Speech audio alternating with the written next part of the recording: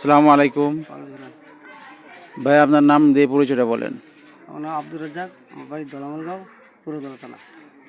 আচ্ছা, আপনি একটা অভিযোগ করেছেন যে আপনার যে পিতামাতা স্কুলে জমি দিয়েছিলেন, জি যাওয়ার পরে কিছু জমির উপর নাকি স্কুলের জমির উপর নাকি কিছু ঘর নির্মাণ করা হয়েছে। জি জি সত্য এটা। সত্য এটা?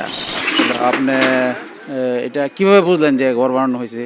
এটা তো আমরা লিখে দিছি, আমরা তো এটা ইয়ে আছে, এই দাগ করতে না আছে।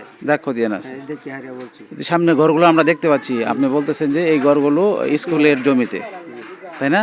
কিছু অংশ আর কি, সবটা না হয়তো বা সবটাই সবটাই সবটাই। সবটাই স্কুলের অংশের উপরে। জি জি। তো এটা আপনি মোটামুটি একটা অভিযোগ করেছেন, আপনি কি চান তাহলে? এটা চাইতে যে স্কুলে হেডমাস্টার, এই যে সভাপতি আওয়ামী লীগের আমলে তার সভাপতি লিয়ারিয়া জোরপূর্বক হ্যাঁ, তার টাকা লিয়ে যে এই পজিশন দিছে। পজিশন দিছিল। জি ও আচ্ছা আচ্ছা, আপনারা এখন প্রতিকার চান? জি ঠিক আছে।